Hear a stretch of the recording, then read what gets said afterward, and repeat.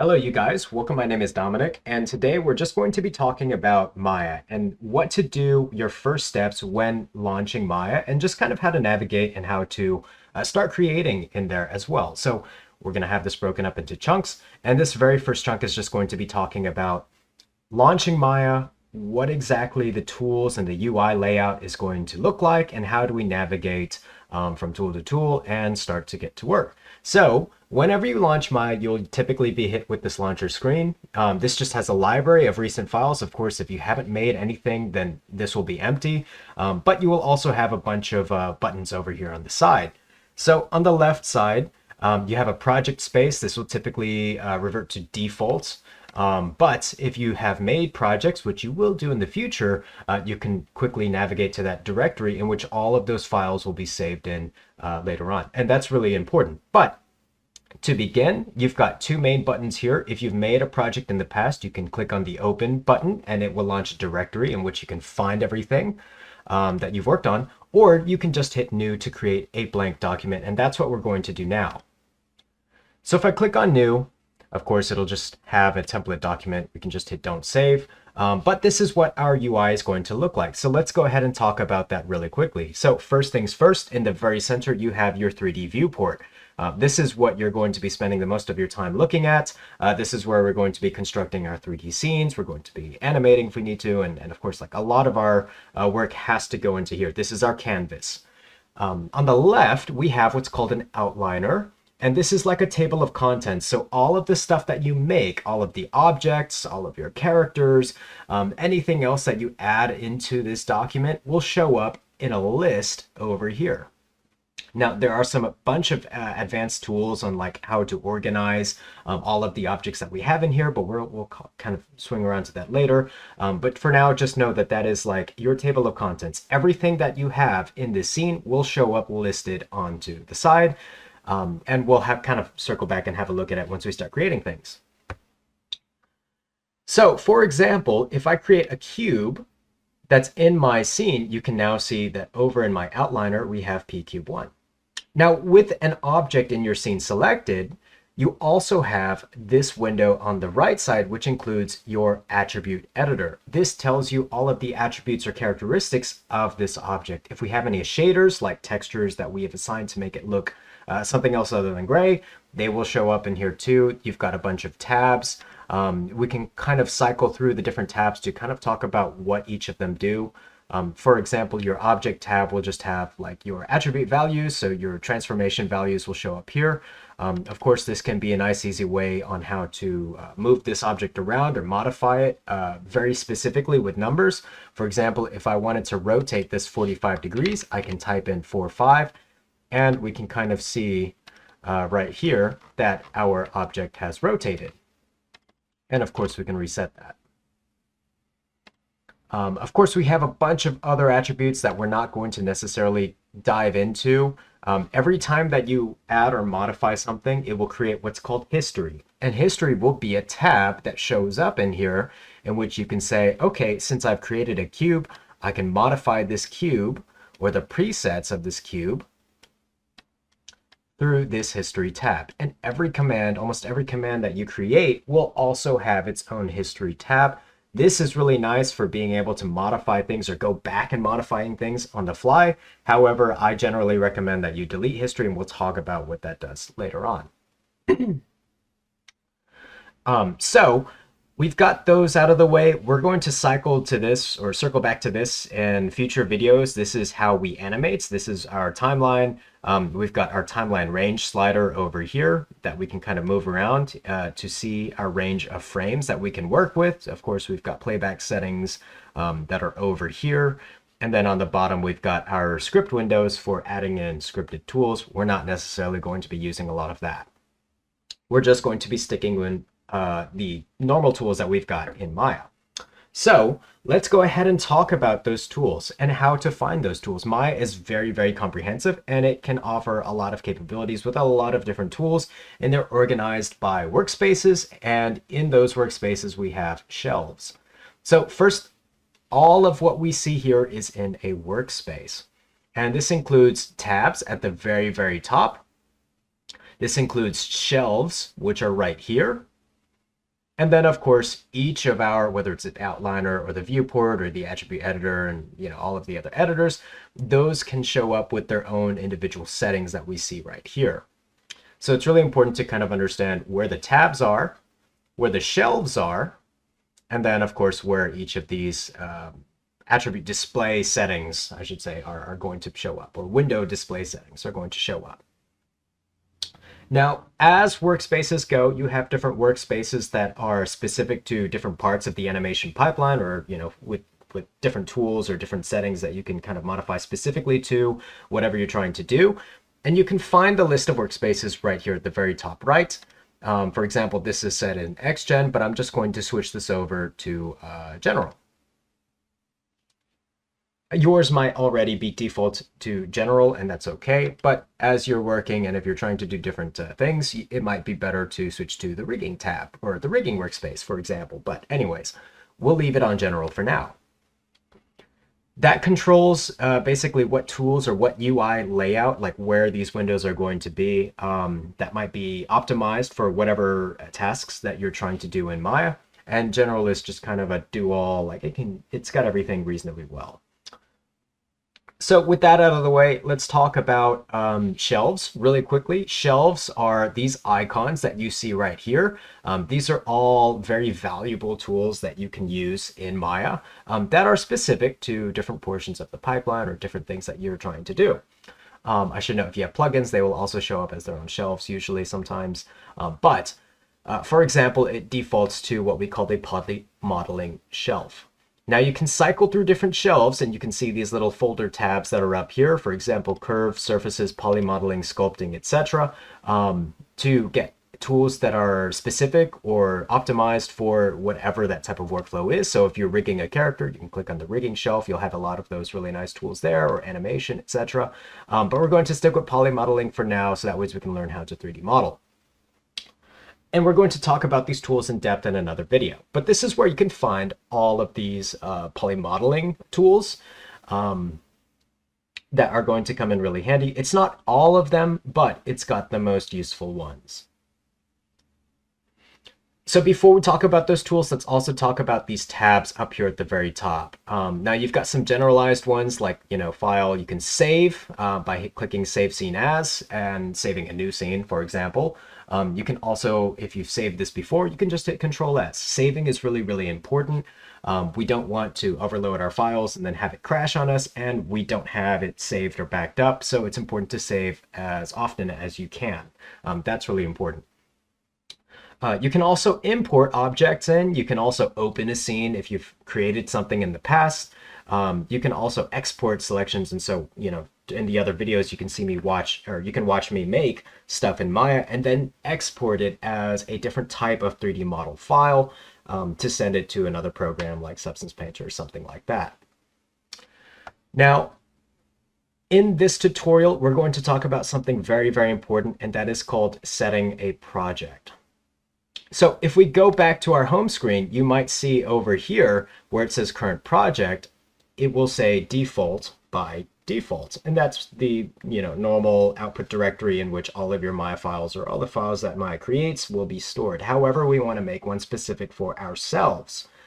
So going back to our original file, let's go ahead and set this project. And what that's going to do is it's going to make a one-stop folder that's got its own subdirectories, its own subfolders inside of it, in which all of our files are going to be saved in and organized.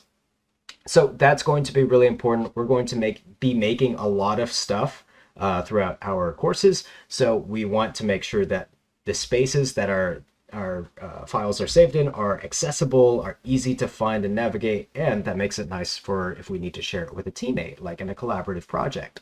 So let's go ahead and learn how to set a project. In order to do that, we're going to click on File, and we're going to go down to Set Project. A directory opens up in which you can navigate to a space in which you want to save things as, and you can click on New Folder, and I'm going to create this one called Demo Project, and maybe it can be named Nguyen Dom _ that's my name, Demo Project. And with this folder, very important that it's not a file, but this folder selected, I'm just going to hit set. And when you do, you will get this window that asks for you to create a default workspace or to use another location because it doesn't have a default workspace file inside of it.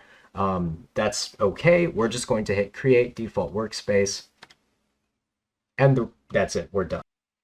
Okay, so once you've created or set your project, if you click on the folder icon or the file explorer icon and navigate to the directory in which you saved it, in which case I recommend saving it just on the desktop of your computer so it's easily accessible.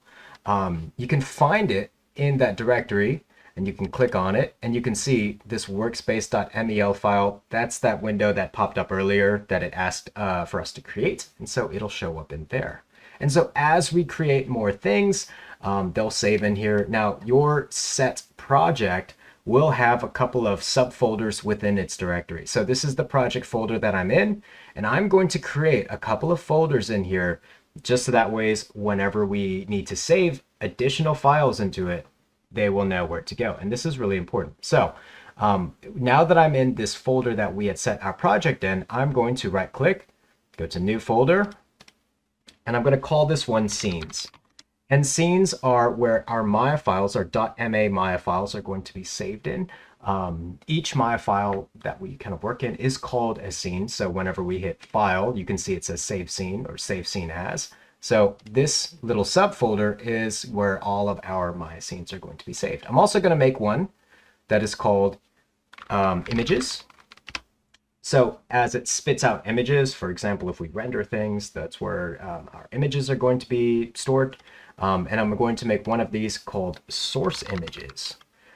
This is where whenever we need to make textures, and we'll learn how to do that later, that's where it's going to be stored. So there are more folders that will get created, but this is a really good space to start. So we've got our demo project folder. It's named as such, and it's on our desktop, so it's easy to find. And then we also have our inside of it images folder, our scenes folder, and our source images folder. So for example, as we're working in this scene, and if we need to save it, I'm going to go to File, Save Scene As. This is important to do after we've set our project. And I can immediately click down here where it says Current Project, and you can see it's saved in WinDOM Demo Project, and it shows up right here. So this address, this directory is correct. And we've got our different folders that we've created, images, scenes, and source images down here. So I can click easily on scenes, and I can call this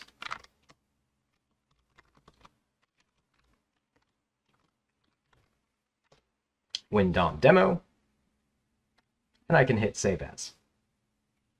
And so now at the very, very, very top, you can kind of see that directory is correct. So it's saved into our project folder, inside the scene subfolder. It's called this name.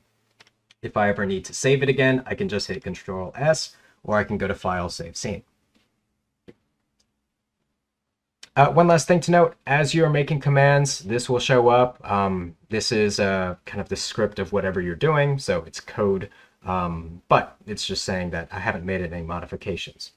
Okay, so with creating set project folders and saving things into those directories out of the way, we can talk about tools. One last thing to note, it's really important to know where all of the stuff that you make gets saved.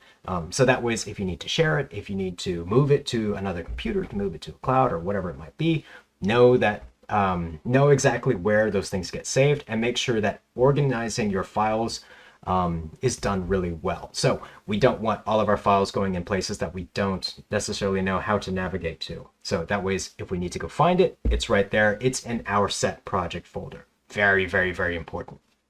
Now, let's get to our tools. So we can add in, let's start with 3D modeling since we're already in the poly modeling shelf. These are all basic to intermediate to advanced tools that we are going to use in modeling. So whenever we add something in, we can use these primitives and then like this cube, and then we can start modifying it and to do whatever we want. So in order to learn how to modify it, let's talk about navigating this workspace as well. This is 3D, and there are a couple of keys on your keyboard and of course your mouse that you're going to use to move around this object. and to see it at different angles, to zoom in and zoom out and do different things like that. So first we're going to learn how to tumble. If you hold Alt on your keyboard and you left mouse button hold, you can tumble throughout your scene. And this allows you to almost walk around your object or objects and look at it from different angles. This is a very helpful way to navigate. So Alt, left mouse button, will allow you to tumble. Now we also have panning. So if I hold down Alt again and middle mouse button, this allows me to pan. So it's almost like walking alongside your object or your viewport. And so you can use tumble and pan to navigate, back and forth in objects. You can also use your middle mouse scroller, if you have one, to scroll up and down. And this allows you to zoom in or to zoom out. So those are the three most important tools to navigate, to move around in your scene, to look at it from all angles. Since this is a 3D space, we're working sculpturally, we're working in a 3D form, so it's important to kind of look at your objects at different angles to make sure, does the side look right, does the front look right, and etc. And if you need help figuring out, what side is the front, the back, the left, right, you do have this cube at the very top that will tell you, for example, this is the front side, this is the right side, this is the back, and etc. So that's another good way to kind of look and orient yourself to make sure that whatever you're building, the front faces forward, the left and right side face the correct ways. I should note in your viewport, you also have the bottom left. This is a little axis plane, which says X, Y, and Z. That indicates, if you need to roll something on an axis or mirror something across an axis, you'll know which one you need to choose. So that's how we move around in this space. Now we've added a cube because a vast majority of the objects that we're going to be building will start from the cube. And in this video, we're also going to talk about how to make some very rudimentary shapes with our cubes. Now to add in our cube, and I'll delete this one just so that we have a blank canvas. You've got in our poly modeling shelf a bunch of primitives that are over here. And this guy, second to the left, is cube. And so we can create a polygonal cube just like how we've done before. I should note there are other ones like a sphere, a cylinder, a cone, a torus. This is a flat plane. We like these. This is a circular plane. These are kind of nice too. But I should note we almost always start with a cube. Even if we're making a cylinder, even if we're making a sphere, even if we're making, cones or pyramids, we'll start with the cube for this. Now, let's talk about how we can move around or modify this cube. So we've got some options. We can modify the entire thing. We can modify, the cube as a whole. And by doing so, we can just select it to where it's outlined in green. I can left click it, or I can, left click drag. This grabs any selection. So if it hovers over multiple items, then it will select all of them. And you'll notice that when it's outlined in green, I can use some translation tools. The first one we're going to learn is very easily the translate tool. And if we hit W on our keyboard, these arrows will pop up. I've got 3 of them. They're color coded based on the axis. So if I need to move this guy, let's say forward and back on the Z axis, I can, or perhaps left and right on the X axis, or perhaps up and down. I can grab one of those arrows. I'm using Control Z to undo those actions, by the way. You'll also see that there are little squares next to it, and this allows them, this object to be moved on 2 axes rather than 1. And we can kind of look at how these squares are oriented based on these 2 arrows. So we can say this blue square will allow me to move this object side to side and up and down. So if I grab it, we can see it doing just that.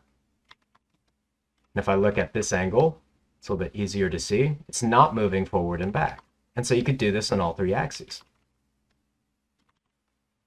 You can also grab right in the very middle and move it on all 3 axes. However, this gets a little bit tricky because, as you can see, we're looking at a 3D space through a 2D viewport. So just because we want it over here doesn't necessarily mean that we wanted it to scoot back. So it might be better for you to just move everything one axis at a time, make sure it's exactly where you want it, kind of look around to see if that's exactly where this object needs to be. And there you go, done. So with that in mind, we can move on to the rotate tool. And if we hit E on our keyboard, it will pop up as these rings. And this works in a very similar way as the translate tool. You've got these rings that if I grab them and turn them on the respective axis, that will rotate this object on one axis. You could do it on two. You can also just grab anywhere within this sphere and move it across all three axes. So that's how we can rotate objects around. I can also hit R on my keyboard, and that gives me the scale tool. Again, you can scale things on one axis, on two axes, or on three axes, which just makes it uniformly get larger or smaller. So by scaling, translating, and rotating, we can really modify this cube. We can make it rectangular, we can make it small, big, we can rotate it, kind of diamond shape. We can do all sorts of things with it. Now, that being said, that's modifying the entire object, right? So as we scale this cube, it's still a cube from three axes. But we can also modify different other parameters, two-dimensional parameters of this 3D form. We can modify the faces or the planes of this cube. We can modify the edges or the points, the vertices, right? The corners of these cubes as well. We just have to switch our selection mode. And to do that, we can hold right-click, and we get this tree that pops up in our UI. So we're currently in object mode. That means we select the entirety of this object. However, if I switch to, let's say, face mode, then now I just select one individual face. So I can grab this one face and notice how it's highlighted in orange, and it looks visibly different than the green outline, which is for object selection mode. And I can scoot this guy in and out, right? Move it around. I can translate it. I can rotate it. I can scale it. I could do all of the same modifications to it as I did the overall, shape, the overall form just earlier. You can also right-click and hold and switch to edge mode. We'll be using this a lot. And this allows me to grab individual edges, right? So I can grab this edge and pull it out, maybe twist it around and shrink it in, right? I can hold shift and grab multiple edges. I can also use the selection tool and grab this group of them just like that. Finally, I'm going to right-click and hold and switch to vertex mode. This allows me to grab the individual points that make up this cube. And, of course, do the same exact things. Now, something really important to note,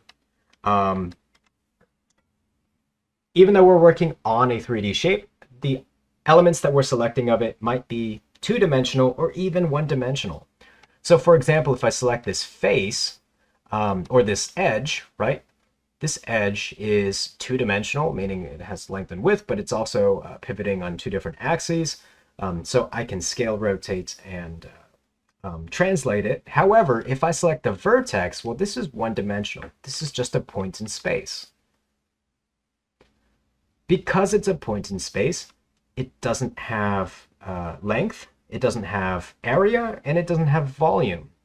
That means when I scale it, there's no values for it to scale. If I rotate it, there's no rotation because it's really just a point. So this one, when we're working in vertex mode, you really just use the W key and the translation attribute to move this guy around. One final thing that's important to note, if you look at my viewport, you can see these black grids, squares that kind of line around. If I zoom out, you can kind of see this grid square space that indicates where the center of your document is by where this crosshair lines up and intersects. Each of these grid squares is 1 square centimeter. So you're probably looking at, this space is going to be rather small, but just keep that in mind as you work. You want your stuff to be reasonably scaled up. So this guy is very, very small. So as far as it goes, we can take these cubes and we can use all of the different tools that we just learned to modify it into different shapes, into different sizes.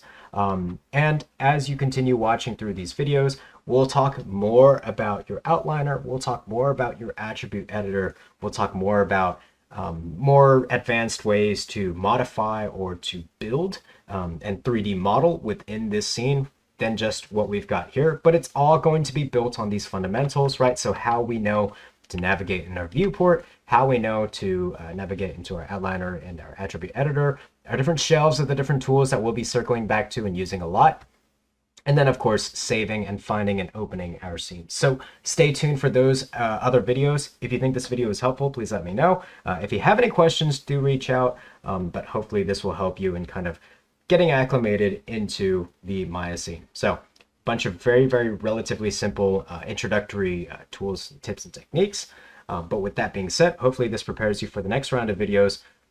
Good luck and bye-bye.